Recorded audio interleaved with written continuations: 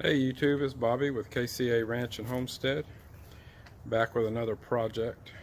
And in typical Bobby fashion, I have lost one of the key ingredients or parts for my project. So what is a mystery project? Well, I want to get started raising meat rabbits. Start small with a buck and a doe and a couple litters, and introduce the wife to the tasty world of rabbit meat, Hassenpfeffer, wild hair. Now I'll probably be trying to find a New Zealand doe and a Californian buck, or vice versa. There's kind of a preferred combination to produce some big healthy meat rabbits. Anyway, what I'm going to be doing is building around an 8-foot long cage out of welded wire. Going to have basically a 4-sided cage made out of wire, and then I'm going to suspend it in a wooden frame with a roof on it. Texas is not the best weather for raising rabbits because the bucks really have issues during the hot weather. They kind of go sterile. But I'm going to work on some things with shade and possibly box fans, some other ideas to try to keep him in an amorous mood. I've already reached out to a few rabbit breeders online through some rabbit Facebook groups and things like that, doing a little bit of research of people who have been successful in Texas. Anyway, like I said, I'm missing a key part, and I'll explain that in just a minute. I may have to go try to find these parts, or have to reorder on Amazon, even though I just ordered, and now I've lost them. Okay, here's my main materials for the rabbit cage. I went ahead and bought some 100-foot rolls. It was a lot cheaper, free shipping, and it was easy to find the sizes that I wanted. These are made by Acorn International. They make every different size of welded wire you can think of. What I'm going with is a Daisy. Do you mind? Do you mind? Go get the squirrel. Go get it. Hello? Move. Anyway, what I went with is a 2-foot wire. So basically the bottom, sides, and top are going to be 2 foot each. A lot of people go with a 3-foot wire. You know, I'm kind of short. I'm a little short for my weight, if you know what I mean. It's easier to reach into the back of the cage and grab a rabbit, or to clean a cage, or check a nesting box, or things like that, if you only have to reach 2 foot across as opposed to 3. And there's not going to be access to the back side of the cage, just the front door, which is going to be kind of small. So anyway, I'm going to go with a little bit longer section or partition for each rabbit. This wire, this roll right here, is going to be the sides and top. It is 1 by 1. That's 1 inch by 1 inch squares in the wire. You could use that all the way around, but it's a little big for the rabbit's feet, so I bought another roll, and this is 1/2 inch, if you can see that, 1/2 inch by 1 inch. So the holes are a little bit smaller, a little bit easier on the pads of the rabbit's feet, especially when they're younger and hopping out of the nesting box. And anyway, so that's what I did. Probably went a little overboard on the wire, but if this thing works out, I'm going to be expanding once we move up to the KCA Ranch and Homestead, raising a lot more meat rabbits, maybe show rabbits to sell, things like that, just a hobby.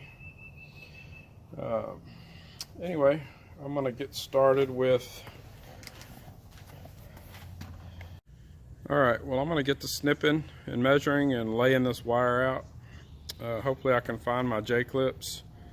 I may have to run to Tractor Supply and pay a lot more for the J-clips that I already purchased on Amazon. Anyway, stay tuned. This will probably be a 2 or 3 part video.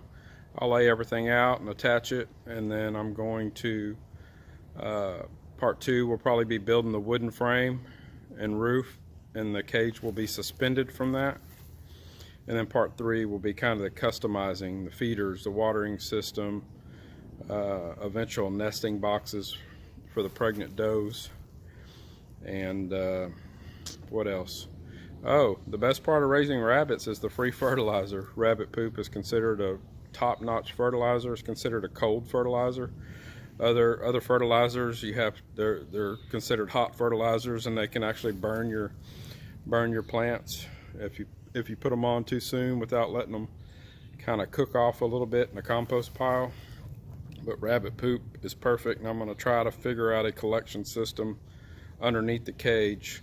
Maybe a slanted piece of tin or plastic roofing, PVC roofing or polymer roofing, whatever it's called, on a slant where I can just sweep the droppings right into a bucket or tray, and then put that into a compost barrel to use on our garden. Speaking of that, let me show you the raised beds and container gardens. Not a lot's happening because it's been cold here. Not freezing, but not a lot of sunshine, not a lot of warmth, but we do have a little bit of action going on in the raised bed and in the wicking containers and the other pots. So let me show you that. Now I'm what you call a master gardener. I don't need little cards to identify everything. So what we got here is some green stuff, and it's growing pretty well. Our trees seem to be healthy. An avocado tree and a mandarin tree seem to be doing okay. Mary also planted some thorny stuff. Told you I had this stuff down. These are actually blackberries that we're going to try to transplant later. But they've been transplanted. I mean, they've been taken out of their little package that they come in, their little root ball in a plastic package and put in there. We have 2 plum trees. They're not really doing much, kind of dormant this time of year. In addition to that green stuff, we've got some smaller green stuff. Seems to be growing well. I think it's some kind of mint or dill or something. We've got some other leafy green stuff. Well, I call this tasty green stuff. So as you can see, you don't need fancy Latin terms, taxonomy, genealogy, whatever that stuff is to name a plant. You've got basically different categories of green stuff. We did have some, I believe, cucumbers right there. They are no longer considered green stuff. They are dead stuff. Here's our self-wicking garden containers. We've had a lot of rain. I checked them, tried to fill them up, and it was still full. If you'll remember, whenever that hole, water comes out of that hole while you're full, well, I put just a little bit of water and it started coming out. So hadn't lost any water there. I just sprinkled the top a little bit to get it moist. Over here, I believe this is our onions. Tasty green stuff. We've got some sprouts going on. So that's good. Those aren't weeds. I don't think so. Anyway, that's about it for the garden. Let me get busy on the rabbit cage. Well, this is just a 8-foot section, 2 foot wide, which is the width of the roll, and snipped it off. It's going to be the floor. I'm going to go ahead and use the same size wire for the roof just to keep my rolls somewhat even. So I'm going to snip those out and I'll get back to you. Alright, I got all the snipping done. We got a top, bottom, left and right side. Now I'm kind of at a standstill. I may cut out my partitions. They'll be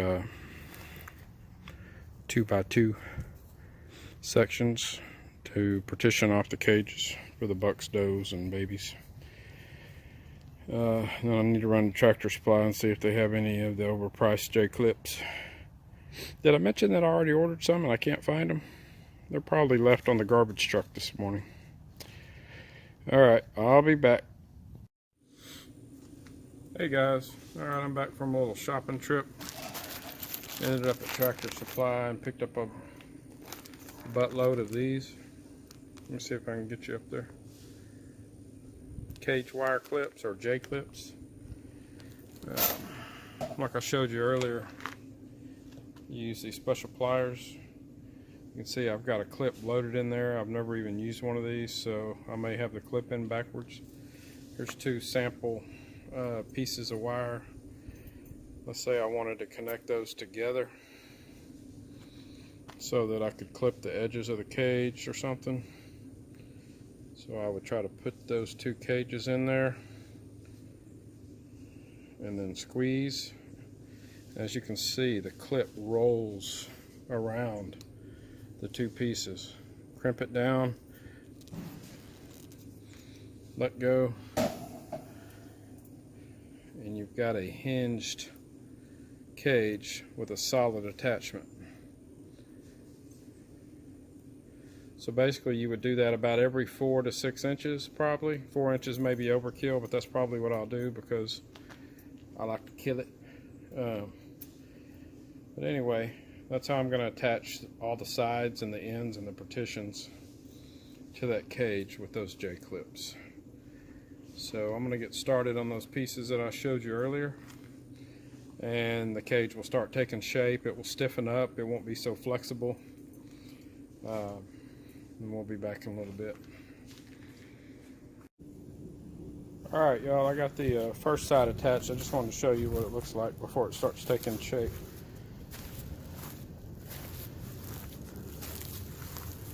So I've got the bottom with the 1 inch by 1/2 inch squares. Remember, I'm using a smaller size on the bottom to be a little bit easier on the rabbit's feet. The sides are 1 inch by 1 inch, and this whole cage is going to be 8 foot long.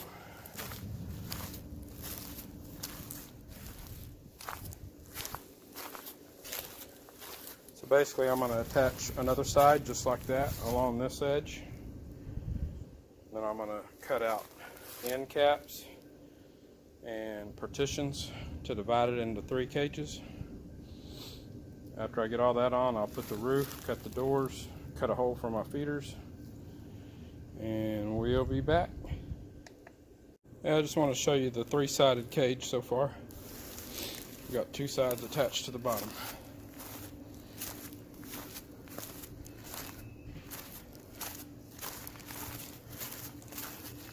And once again, we're using those little rings every 5 inches or so. Okay, I got the 2 end caps on the cage now. 2 by 2 squares. You can still see it's kind of flexible and out of square, but once I put those partitions in the middle and wire it all up and then put the roof on, it's going to be really tight. You can actually just support it with center blocks on the end if you wanted to, without hardly any sag.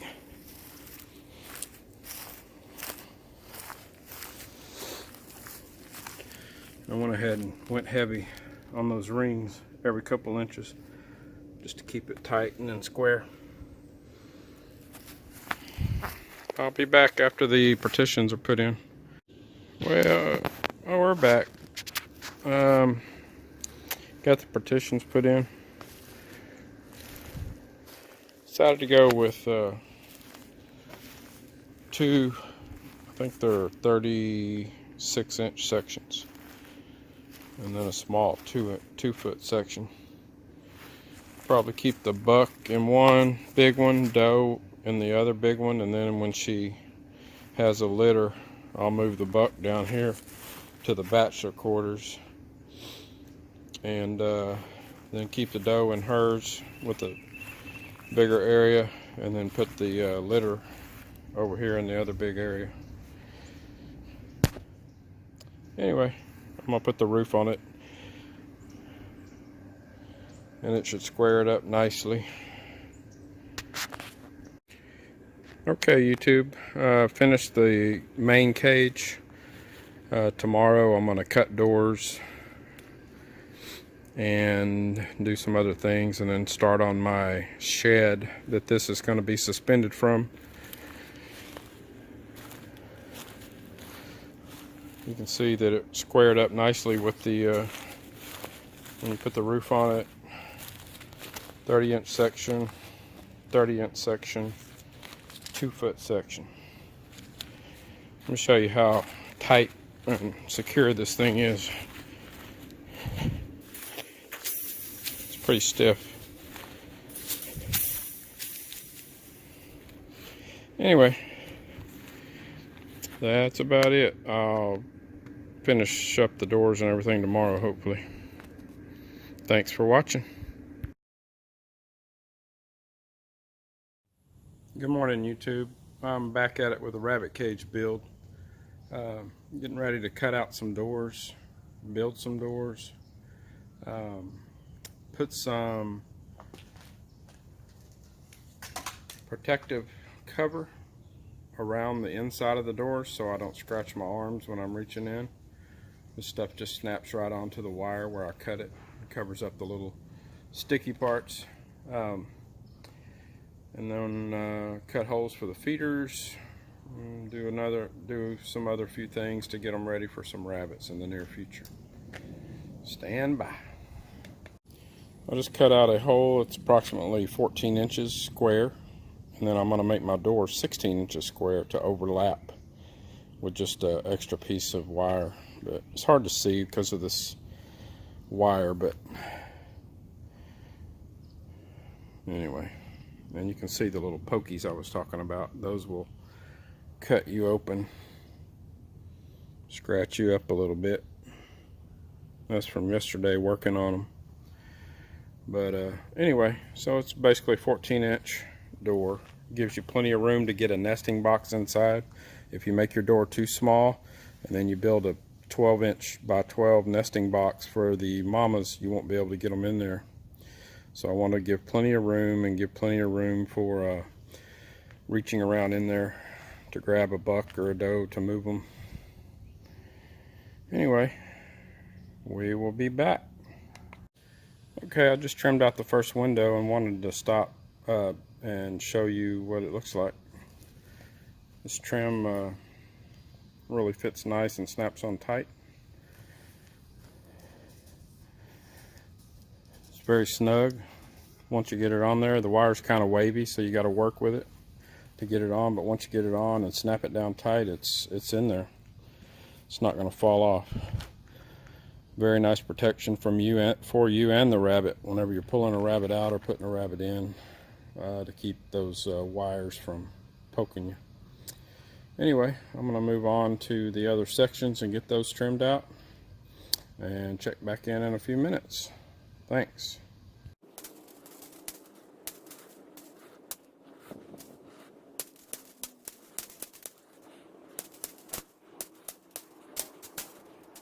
But when you trim these out, save them. I saw a good idea over at Sawyer Ridge Farms YouTube channel. Guys got a great channel. Check them out. Sawyer Ridge Farms. They're in Oklahoma. But they make hay feeders out of these that attach to the door, and I'll be doing that after I get my doors all trimmed out.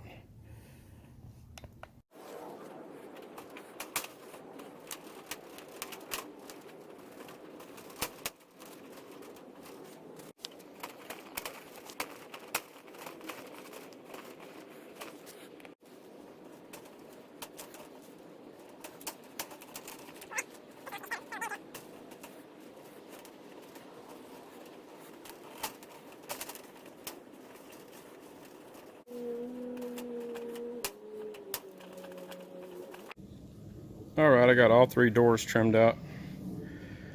Since this side here was smaller, it's only 2 by 2, it's going to end up being for the buck. I went ahead and made that hole a little bit smaller, made it 12 by 12, a little bit smaller than these two, since I don't have to get a nesting box into the buck side, and I didn't have a whole lot of room to work with over here for the feeder and water bottle as well. So anyway, looking good. Doors cut, safety trim on all 3 sections, and got to work on the doors and the hay feeder that attaches to the outside of the door that they can pull hay through from the inside. Fun, fun, fun. Okay guys, I got the first door installed. Just wanted to show you. Basically, like I said, I cut it an inch larger than the opening. Just added an inch on each side, which is basically a square, since each square is an inch. And then I just used the standard J-clips that I use to connect the cage to connect the door.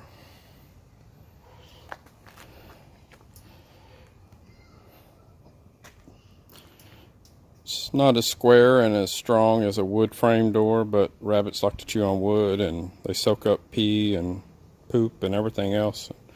Just much less sanitary than a wire cage. So I'm going to get a latch put on here. I'm not going to be real happy with just one latch in the middle due to cats and other predators that might be able to pry the door open. So I'll probably end up latching it at the top and the bottom just to make me feel a little better. But for now, I'm just going to put this latch that I bought from KW Cages. It's a company that supplies this and these heavy duty J-clip pliers, which are really nice. The ones at Tractor Supply. I'm going to use a technical industry term. They suck. Not very strong, but these are really heavy duty. As soon as you pick them up, you can tell. kwcages.com, I believe, is the website. I'll end up posting the link when I finish up this video. And once again, here's the J-clips.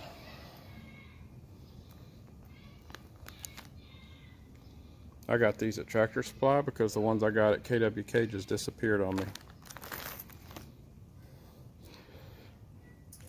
Really recommend these DeWalt pliers and DeWalt wire snips. Man, these cut through this wire like butter. I mean, just crazy sharp and strong. Alright, I'll be back after I get some latches put on.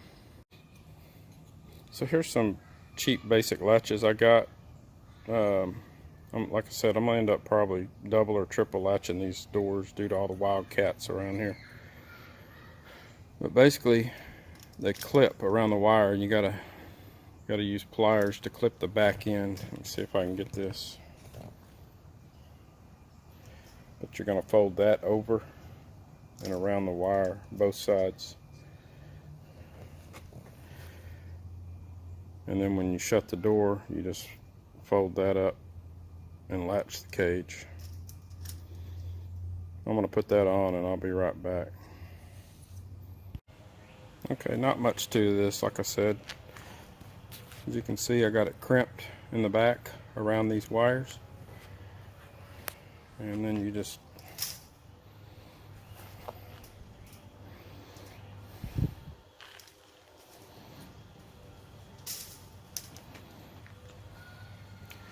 and that's about it.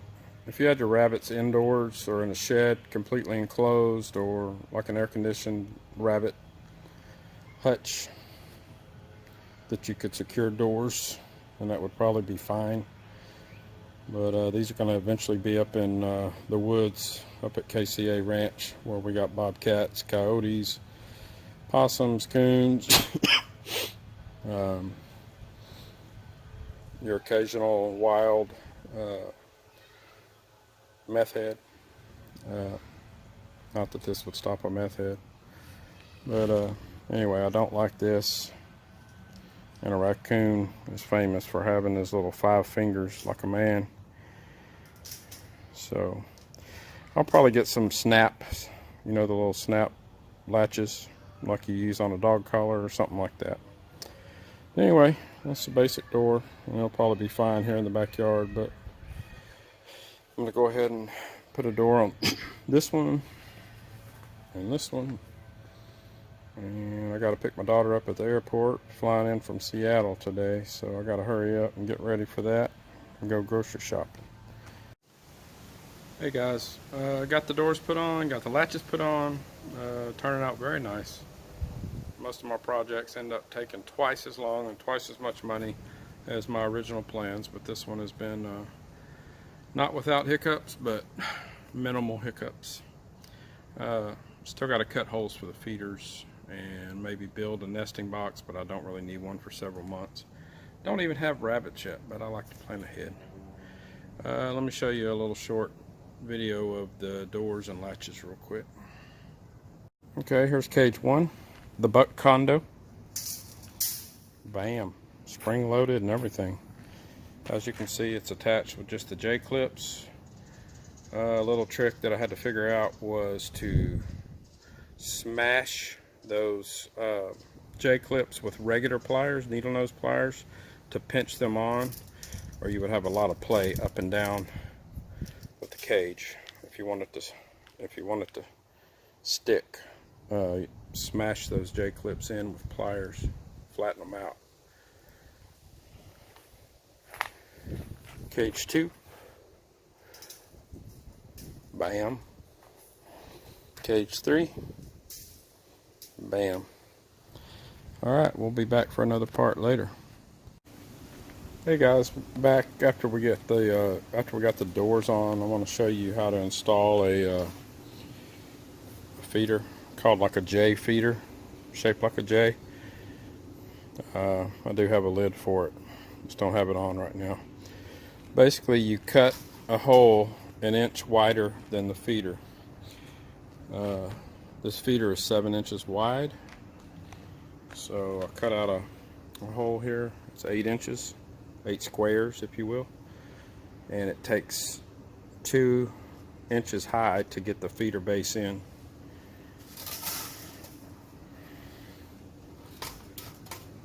Slide it in there, push it up against the cage,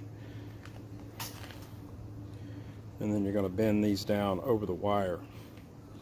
The research I did said that you want the bottom of the feeder 4 inches high. It's the most comfortable for a full-grown meat rabbit, New Zealand or Californian or something like that. It also keeps the kits, the baby rabbits, from jumping in as soon and soiling and wasting the food. But I'm going to get set up and wire this in and put the lid on and show you what it looks like.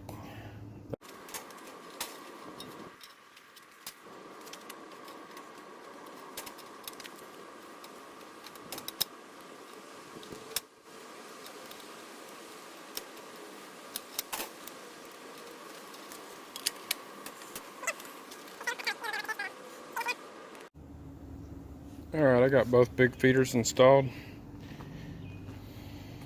Looking good. I'm going to order a 5-inch feeder probably for this little spot right here for the buck. That's it for part 1 of the video. Part 2 is going to be the shed that I hang this from, the cover. You got to keep them in the shade during the summer.